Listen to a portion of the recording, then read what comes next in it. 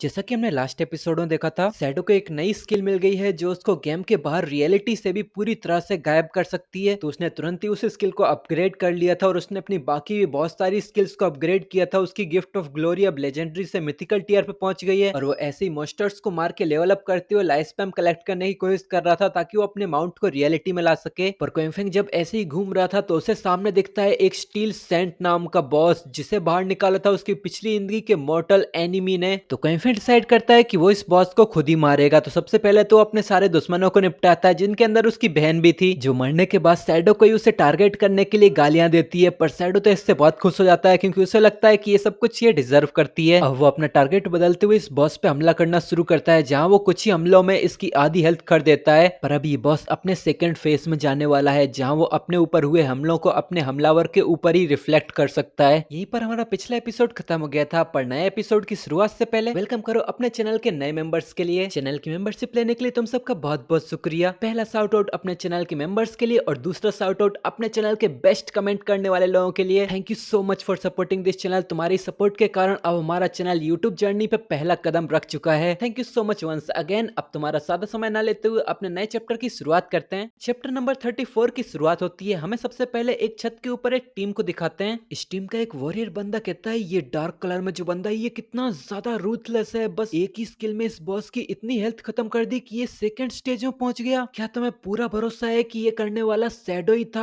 आखिर ये एक प्लेटिनम टीयर का बॉस है। तो कोई और कहता है कि मैं इसे शुरुआत से लेके अंत तक देखता आ रहा हूँ। इस बॉस को नाइट टेम्पलर्स यानी नाइट सेंचुरीज गिल्ड ने समन किया था, पर शैडो अचानक से कहीं से आता है और नाइट सेंचुरीज गिल्ड को पूरी तरह से खत्म कर देता है। ये शैडो बहुत ही ज्यादा कठोर होने के साथ साथ बहुत ताकतवर भी है। उन सबको मारने के बाद ये इस बॉस के ऊपर एक ही हमला करता है, उसी में इस बॉस की आधी हेल्थ खत्म हो जाती है। और सामने स्टील सेंट अब भी अपनी सेकंड स्टेज में ट्रांसफॉर्म हो रहा था। वो लोग अब भी फालतू की बकवास किए जा रहे थे, पर एमसी भी इन लोगों को नोटिस कर चुका था, लेकिन वो इन लोगों के ऊपर ज्यादा ध्यान नहीं देता क्योंकि वो इस बॉस के ऊपर अपना पूरा फोकस जमा के बैठा था। और वो मनी मन सोचता है कि भले ही ये स्टील सेंट अपनी सेकंड स्टेज में अपने ऊपर हुए हमले को अपने हमलावर के ऊपर रिफ्लेक्ट कर सकता है, पर उसके बावजूद इसकी सेकंड स्टेज में भी स्टील सेंट के पास एक कमजोरी है। जब ये खुद हमला करता है तो इसकी damage reflection skill temporarily deactivate हो जाती है। दूसरे शब्दों में कहा जाए तो तुम्हें तभी अटैक करना है जब ये खुद तुम्हारे ऊपर अटैक करे, इससे तुम इसके काउंटर अटैक को अवॉइड कर सकते हो। हाँ, पर मेरी instant shadow slash, slit throat, plague blade, poison feed ये सारी की सारी स्किल कंटिन्यूअस डैमेज देने वाली स्किल्स हैं। अगर मैं अपनी इन स्किल्स का इस्तेमाल करूं तो डेफिनेटली मेरा डैमेज वापस से मेरे ही ऊपर रिफ्लेक्ट हो जाएगा। मेरी अभी के डेवलपमेंट के हिसाब से मेरी हर स्किल 1000 से भी ज्यादा का डैमेज करती है। अगर कोई एक भी स्किल वापस से मेरे ऊपर ही रिफ्लेक्ट हो गई तो उल्टा मैं अपनी स्किल से इंस्टेंटली मारा जाऊंगा। और साथ ही साथ बगल की छत पे से एक प्लेयर्स का ग्रुप मेरे ऊपर बहुत समय से नजर रखे हुए है। हो सकता है कि मैं इन लोगों का इस्तेमाल कर पाऊं। फिर हमें इस टीम को दिखाते हैं जहां इनके पीछे से एक भारी आवाज सुनाई देती है, सभी लोग मेरे रास्ते से हट जाओ और मुझे देखने दो आखिर यहाँ चल क्या रहा है। ये आवाज सुन के तो ये तीनों भी कंफ्यूजन में पीछे मुड़ के देखते हैं। एकदम से सामने खड़े चेहरे को देख के ये सभी खुशी के मारे चिल्लाते हैं, बॉस आन कौन? और इस बंदे का रियल गेम में नाम है सेफ्टी फर्स्ट। फिर इसकी पूरी टीम अब तक जो कुछ भी है वो सब कुछ डिटेल में इसे बता देती है और उसके बाद ये वॉरियर जैसा दिखने वाला बंदा कहता है हम इसे बहुत ही लंबे समय से ऑब्जर्व कर रहे हैं। इस बॉस मॉन्स्टर के पास ज्यादा कुछ नई स्किल्स नहीं है और हमने इसकी सारी स्किल्स को याद भी कर लिया है। ग्रीन बालों वाली लड़की हंसते हुए कहती है हाँ, पर इस बॉस ने अपनी आधी हेल्थ खोने के बाद एकदम से हिलना डुलना बंद ही कर दिया और इसकी बॉडी भी थोड़ी बहुत बदल गई है, तो हो सकता है कि इसके पास अब कुछ नई स्किल्स आ गई हो। तो अनकॉन कहता है हाँ ठीक है, तो अभी जो इस बॉस से फाइट कर रहा था क्या वो शैडो था? तो ग्रीन बाल वाली लड़की कहती है हाँ, जैसे ही ये बॉस अपनी सेकंड स्टेज में गया वैसे ही शैडो पूरी तरह से गायब ही हो गया।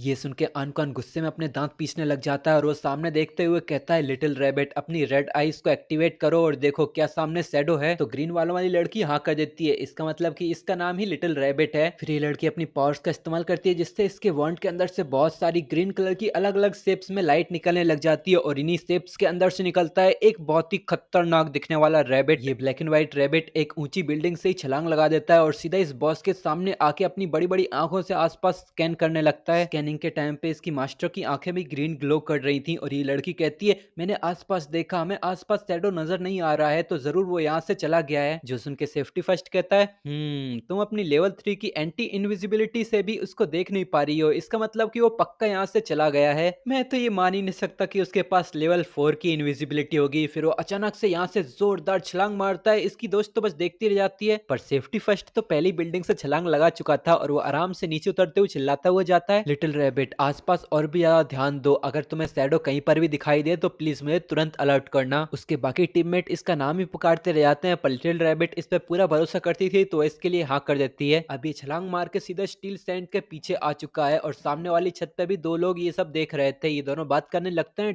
डैम क्या ये बंदा प्लेटिनम बॉस से अकेले फाइट करना चाहता है? दूसरा कहता है एक मिनट, मैंने इस बंदे को कहीं तो देखा है। हाँ, जब ये बंदा इनिशियल टाउन में था तब इसने एक गोल्ड लेवल के बॉस को मारा था, वो भी बिना कोई डैमेज खाए। तो दूसरा कहता है ओ डैम, तो ये तो अपने बॉस सेफ्टी फर्स्ट निकले। फिर इधर ये बंदा अपनी दोनों तलवारें निकाल के बढ़िया एक मुस्कुराहट के साथ अपनी स्किल्स को एक्टिवेट करने लगता है। पीछे से वो दोनों अब भी कमेंट्री कर रहे थे कि मैंने सुना है कि इस बंदे के पास सोल वॉरियर नाम का प्रोफेशन है, ये जब भी जमीन पर रोल मार रहा होता है तो इसके पास 100% डॉच इफेक्ट होता है। ऐसा भी कहा जाता है कि पहले ये बंदा वर्ल्ड का टॉप सोल गेम एंकर था और इसके operation response, reaction speed, reflexes सब टॉप नॉच हैं। इधर ये स्टील सैंटोई पीछे मुड़ती है तब इसको नोटिस कर लेती है और एकदम से एक बहुत ही डरावनी चीख लगाती है। फिर तुरंत अपने सारे डार्कनेस वाले हाथों को निकाल के अपनी एक्स जैसे एंकर को इसी की तरफ लॉन्च कर देती है। सेफ्टी फर्स्ट भी पहले से ही तैयार था तो आराम से अपनी फुर्ती दिखाते हुए इसको डॉच कर जाता है, पर इसको भी पता था कि बस डॉच करना ही काफी नहीं होगा, इसीलिए वो अपने 100% डॉच रेट का फायदा उठाते हुए गुलाटियां मार के इससे दूर जाने लगता है। पर स्टील सेंट की नजरों में अब भी ये उड़ते हुए कॉकरोच से ज्यादा कुछ नहीं था, इसीलिए वो अपना डार्कनेस से बना हुआ हड्डियों वाला हाथ इसकी तरफ भेज देती है। पर अब भी सेफ्टी फर्स्ट अपनी सेफ्टी पे ही ध्यान देता है और वो बिना कोई हमला किए अब भी गुलाटियां मारते हुए सारे हमलों को डॉच करने पे ही फोकस कर रहा था। पर स्टील सेंट के पास भी हाथों की कमी नहीं थी, उसने एक हाथ को डॉच किया ही था तभी उसके सामने दो और आ जाते हैं जिन्हें भी वो बड़ी मुश्किल से गुलाटियां मारते और डॉच कर ही लेता है। सामने की छत से इसकी पूरी टीम भी खुशी से इसके लिए चेयर अप कर रही थी। ये लोग चिल्ला रहे थे कि बॉस तो कितने ऑसम है, ऐसे मोमेंट पर वो कितने शांत हैं, वो हमला करने के लिए ज्यादा लालच भी नहीं कर रहे हैं, ये तो कितना कूल है। सामने की छत पे भी दो लोग खड़े खड़े इस फाइट की कैलकुलेशन कर रहे थे। ये जुल्फी बाल और टेढ़ी मेढ़ी चालों वाला व्यक्ति कहता है ये सेफ्टी फर्स्ट तो सच में अमेजिंग है, ये स्टील सेंट जितनी भी बार हमला कर रहा है ये हर बार उसे डॉच कर पा रहा है। तो बगल में खड़ा एक कलुआ अपनी कैलकुलेशन लगाते हुए एक सवाल लेके आता है,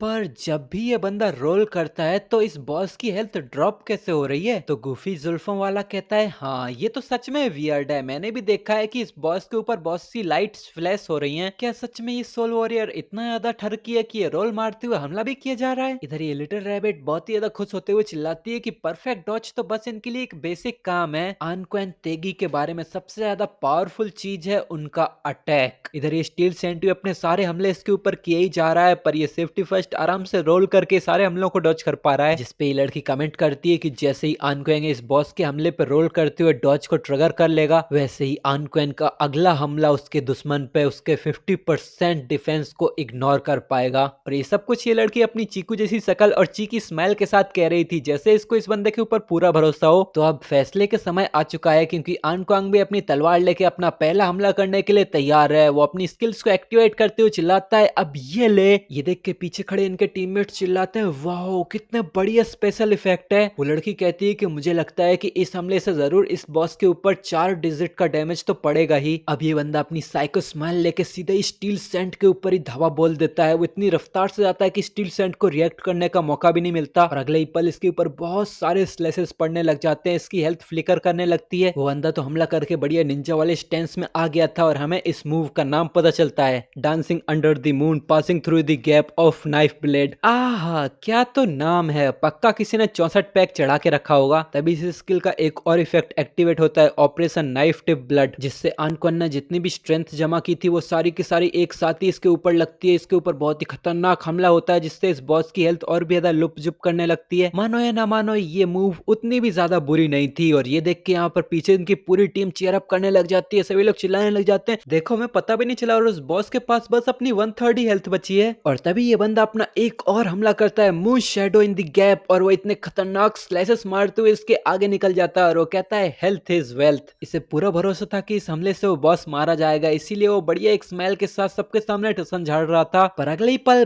बैम सारे के सारे अटैक्स इसी के ऊपर रिटर्न हो जाते हैं। एक ही हमले में इसकी सारी की सारी हेल्थ खत्म हो जाती है और एक ही सेकंड में इसका खेल खत्म हो जाता है। सभी लोग ये देख के बहुत ही ज्यादा हैरान थे, सबसे ज्यादा उसकी टीम। ये देख के तो उनको भरोसा ही नहीं हो रहा, उनकी आंखें फटी की फटी रह जाती हैं, उनका मुंह इतना खुल चुका था कि उसमें एक हाथी घुस जाए। कंफ्यूजन में अपने सिक्योरिटी ब्रदर को आवाज लगाते हैं, पर मरे हुए लोग जवाब नहीं देते तो वो आपस में ही बात करने लग जाते हैं कि आखिर सिक्योरिटी ब्रदर क्यों मारे गए, उन्होंने तो साफ साफ सारे हमलों को डॉज किया ही था। हाँ, और उनकी सारी की सारी स्किल्स बॉस को साफ साफ हिट हुई थी, पर बॉस की तो बिल्कुल भी हेल्थ ही नहीं गई। पर बॉस की हेल्थ तो साफ साफ कितनी ज्यादा कम हो गई है, ये कैसे हुआ? हमें इसका रीजन पता चलता है, ये अपने एमसी का काम है, जो स्टेल्थ में छुपे छुपे इस बॉस की डिस्ट्रैक्शन को फायदा उठा के आराम से इस बॉस पे हमले किए जा रहा था। अब क्विंग फैंग अपने स्टेल्थ मोड में सेफ्टी फर्स्ट की लूट की तरफ ही आगे बढ़ने लगता है और उसी की तरफ देखते हुए मनी मन सोचता है इस सेफ्टी फर्स्ट का शुक्रिया जो इसने कॉन्स्टेंटली उस बॉस को डिस्ट्रैक्ट करते हुए अपनी सारी चालों को चलने के लिए मजबूर कर दिया, वरना अगर ये बंदा यहाँ आके इसको डिस्ट्रैक्ट ना करता तो बॉस तो अब भी स्टैच्यू की तरह ही खड़ा रहता। जहाँ ये बॉस इस बंदे के ऊपर हमले किए जा रहा था उस मोमेंट पे मैं इसके ऊपर बार बार अटैक किया जा रहा था, जिसकी वजह से अब इसके पास बस 1/3 ही हेल्थ बची है। वो स्टील सेंट अपनी जीत की खुशी में अपने एक्स को उठा के डरावनी हंसी हंसने लगता है, पर क्विंग फैंग इसे इग्नोर करते हुए पीछे पड़ी इतनी सारी चमचमाती लूट की तरफ देखते हुए मनी मन सोचता है कि ये सोल टाइप वॉरियर की ऑपरेशनल स्पीड सच में बहुत अच्छी थी और इसके रिफ्लेक्सेस के साथ साथ इसका डैमेज भी बहुत हाई था, इसीलिए इसने अपने ही हमलों से खुद को ही मार लिया। पर इसके प्रोफेशन के फंक्शन के साथ ये कभी भी स्टील सेंट को तो नहीं मार सकता। जब बॉस हमला करेगा तब इसको रोल करके डॉज करना पड़ेगा और जब ये हमला करने जाएगा तब तो बॉस का रिफ्लेक्शन डैमेज इसे मार देगा।